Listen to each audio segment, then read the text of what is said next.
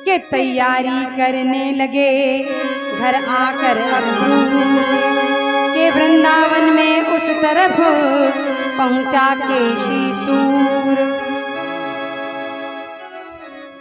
अब इधर कंस ने अक्रूर चाचा को बुलाया, अक्रूर जी को बुलाया और उनसे ये कार्य दिया कि आप जाइए उस वृंदावन में उस कन्हैया को ये सूचना दीजिए या उसको यहाँ पर किसी भी हाल पर लेके आइए और कहिए कि उसके माँ बाप यहाँ पर हैं और जेल में हैं। जब इतना कहा तो अक्रूर जी मन ही मन दुखी हैं, कष्ट में हैं। कहते हैं लगता है मुझ पर ये कलंक लग जाएगा। कोई अक्रूर था जो बड़ा क्रूर था। अब उधर केशी नाम के एक दैत्य को लगा दिया गया है। वो कर क्या रहा है कि घोड़े का वेश बना करके टापों से धूल उड़ाता है।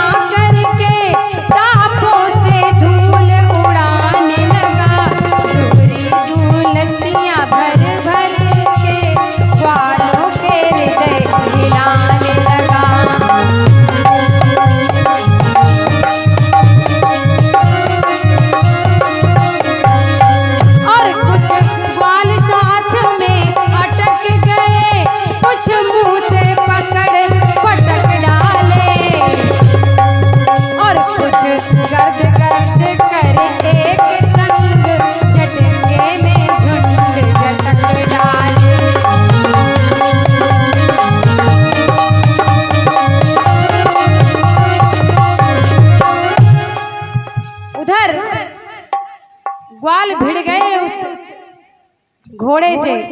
बड़ा दुष्ट है, दुराचारी है, कन्हैया को मारने के लिए आया है, लेकिन ये भूल गया है कि प्रभु के सामने कोई टिकता नहीं।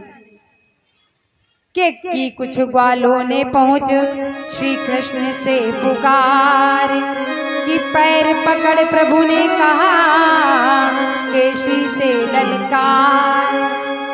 कहा अरे कायर रुक यहाँ पर, मैं तुझे अभी बताता हूँ।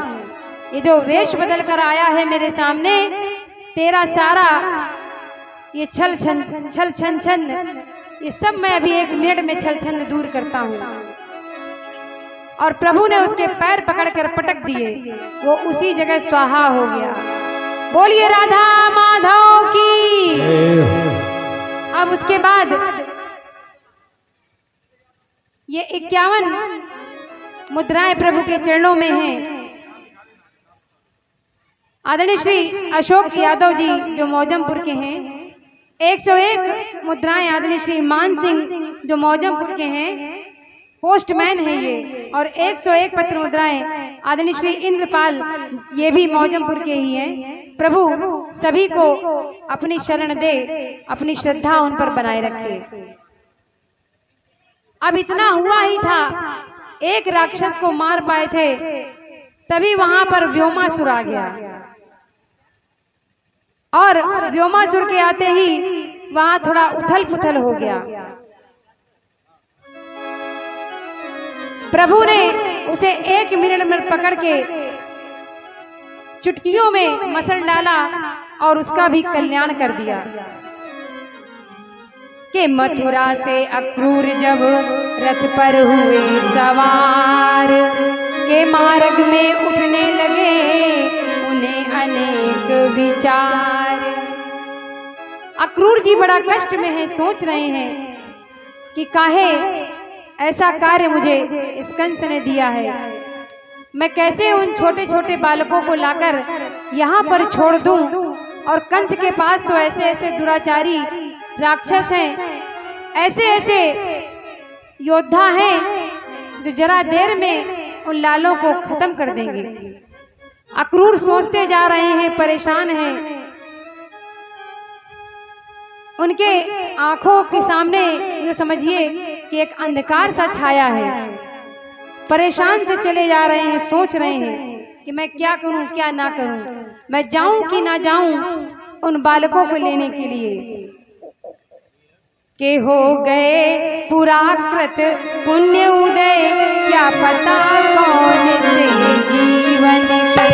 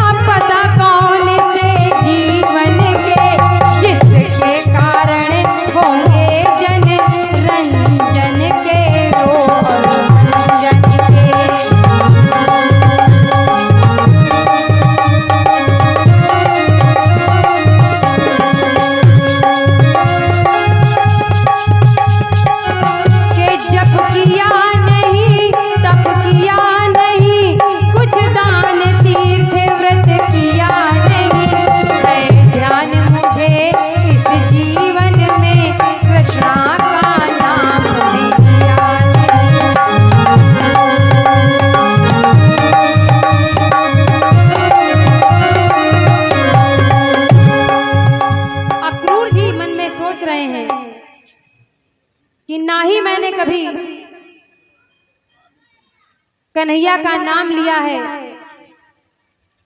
और ऐसा बताया जाता है, अभी उनको पूर्ण ज्ञान नहीं है कि वो साक्षात ब्रह्म है।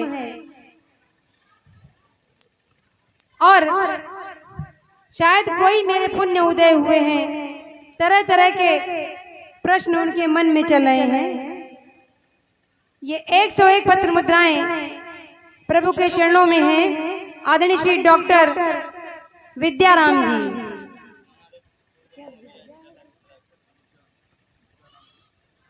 आदरणीय श्री विद्याराम जी और 51 पत्र मुद्राएं आदरणीय श्री अनिल जी जो मौजमपुर से आए हैं, और 51 पत्र मुद्राएं आदरणीय श्री कमलेश भैया जी मौजमपुर से आए हैं, उनकी ओर से प्रदान है। सार से धन्यवाद है। प्रभु आपको अपने शरण में बनाए रखे, भजन कीर्तन में लगाए रखे। अक्रूर जी सोच रहे हैं, समझ नहीं पा रहे हैं कि क्या करें। उधर जब इतना कहा तो चल दिए अक्रूर जी और पहुंच गए वहां पर कि रथ तज चरणों में पड़े, प्रेम विवशमति धीर के लिपट गए अक्रूर से भक्त वश यदुवीर। अब अक्रूर जी गए हैं और करते क्या है कि कर जोड़ नयन भर गद गद से प्रभु का मुख कमल निहार रहे।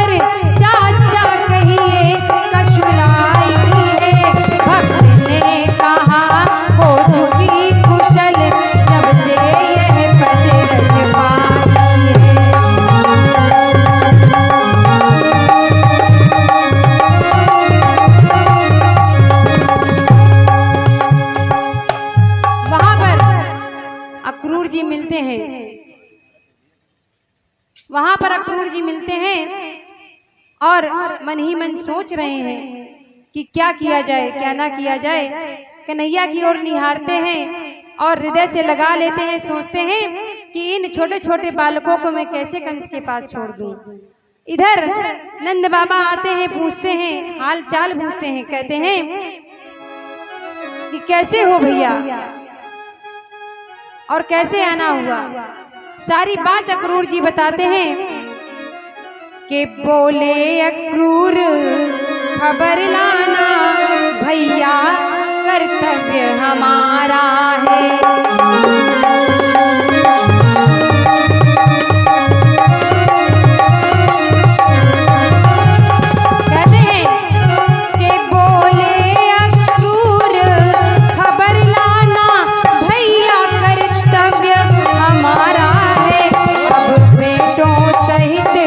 चलो ना चलो यह सब अधिकार तुम्हारा है।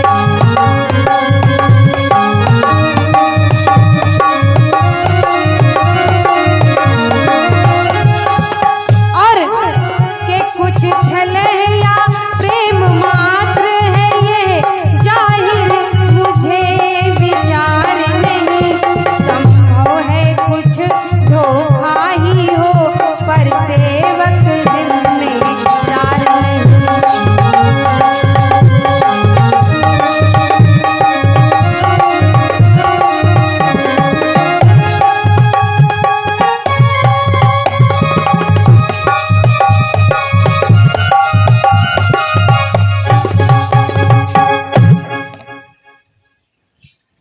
अक्रूर जी कहते हैं कि चाहे ये धोखा हो, चाहे मेरी जिम्मेदारी हो, मुझको भेजा गया है इस कार्य के लिए कि मैं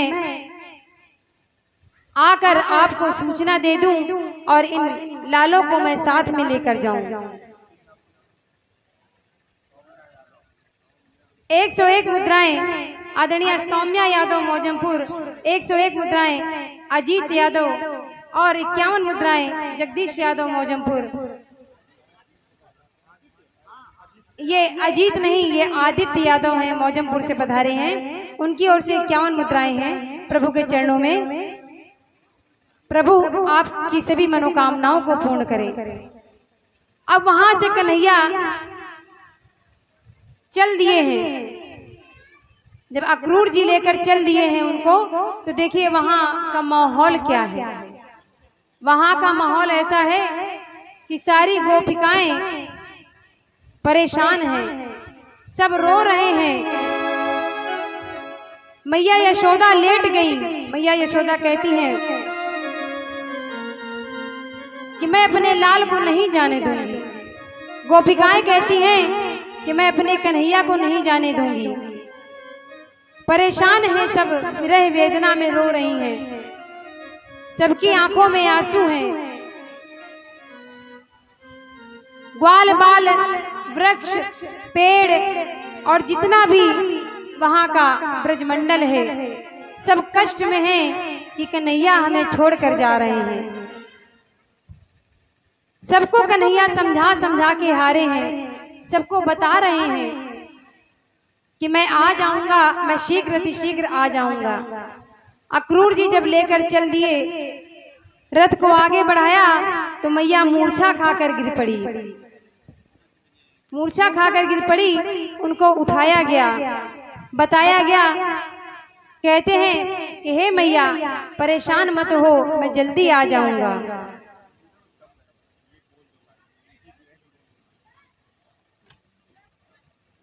सब वहां पर परेशान हैं।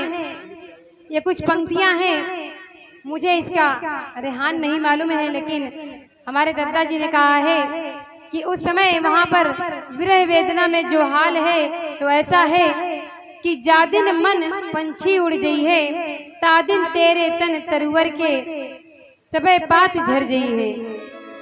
घर के कहे वेग ही काढ़ो, भूत बहे डरवई है, जा प्रीतम से प्रीत घनेरी, सो देखी उड़ रही है।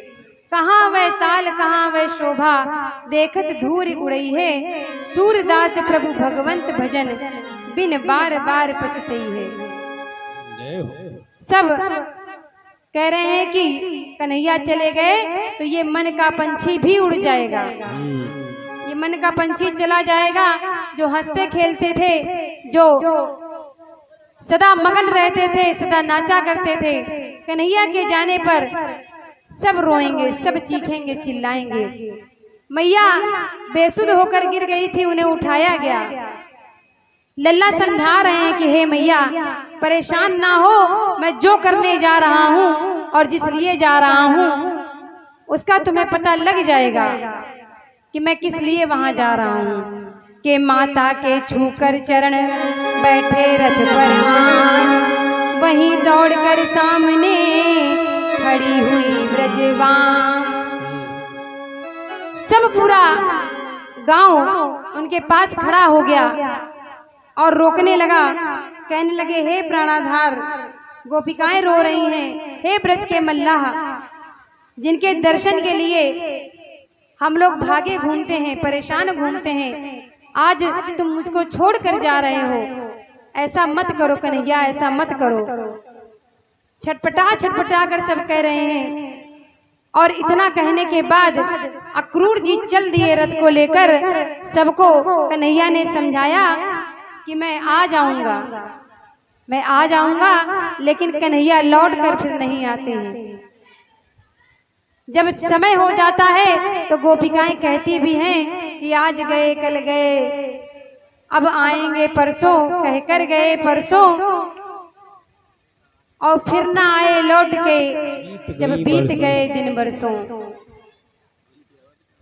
आते ही नहीं जब कन्हैया, तो गोपिकाएं विरह वेदना में ऐसे शब्द बोलती हैं कि कन्हैया मैं आज आऊंगा, कल आऊंगा, बार बार ऐसा कहते थे, और परसों या तो परसों आ जाऊंगा, कल भी बीत गया, परसों भी बीत गया, वर्ष बीत गए, लेकिन कन्हैया मेरा नहीं आया। उधर जब मथुरा पहुंचे हैं कन्हैया जी, तब अक्रूर जी उन्हें एक बगीचे में ले जाते हैं।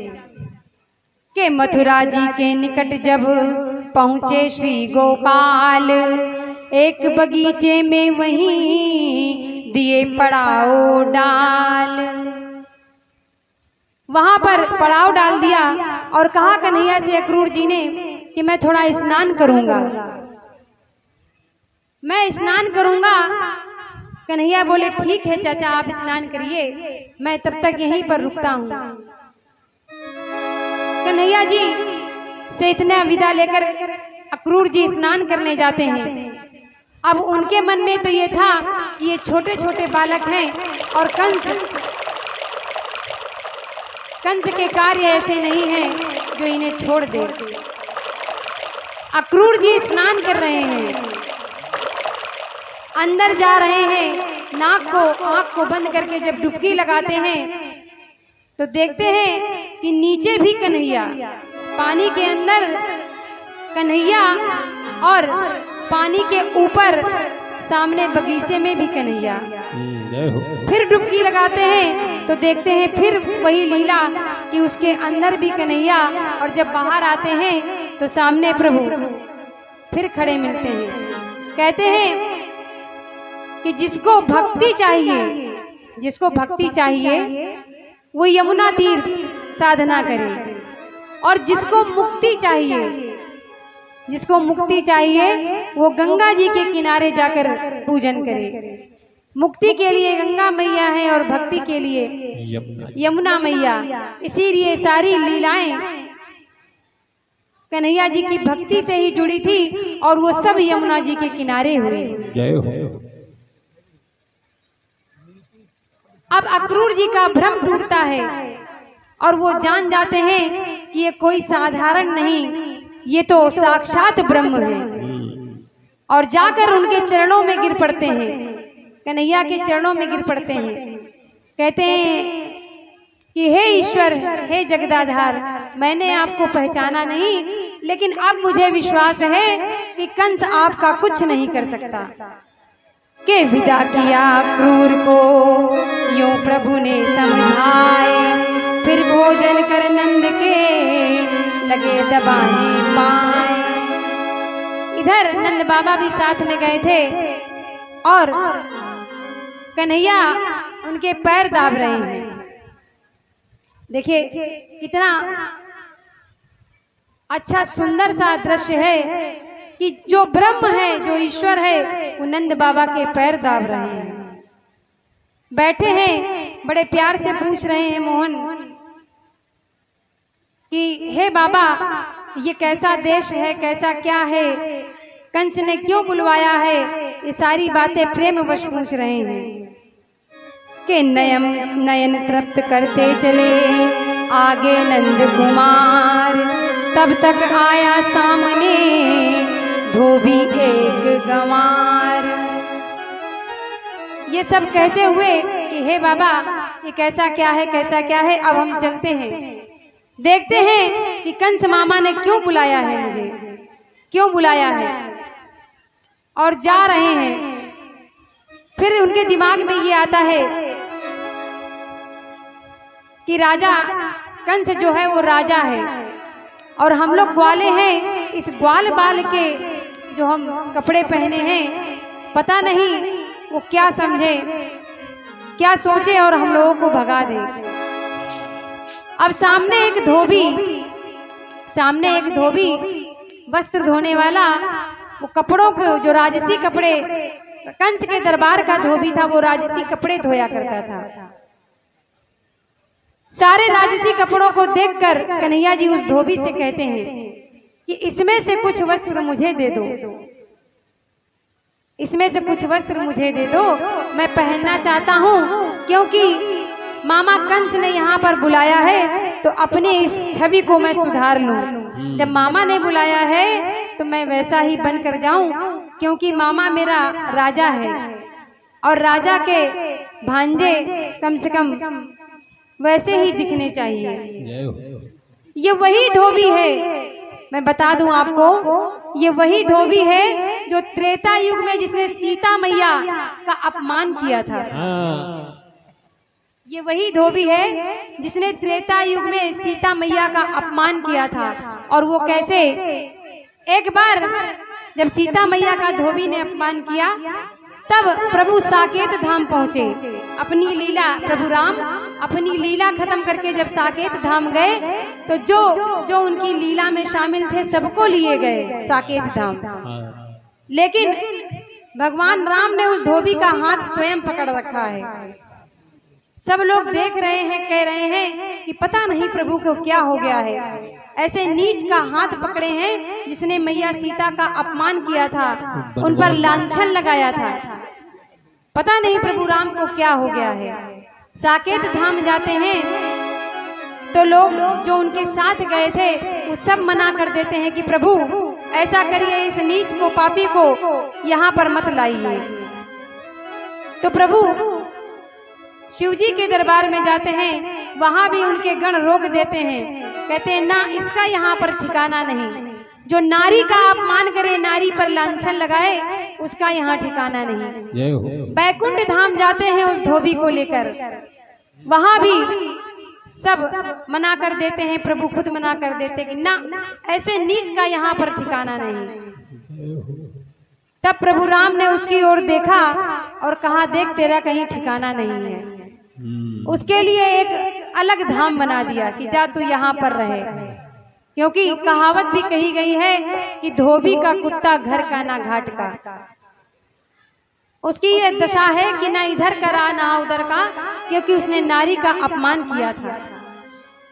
अब ये वही धोबी यहाँ पर फिर आया और फिर वही नीचता कर रहा है। उसने मदिरा पी रखी है, मदिरा पी रखी है और प्रभु से ऊट पटांग बात कर रहा है, कन्हैया से ऊट पटांग बोल रहा है, कहता है जाओ जाओ, यहाँ पर कोई कपड़े अपड़े नहीं है। कहाँ तुम ढोल गंवार कहता है कि जाओ, जाने कहाँ से ये ग्वाले गंवार चले आए हैं, मैं तुम्हें वस्त्र नहीं दूंगा। अब इतना कहा तो प्रभु को गुस्सा आया।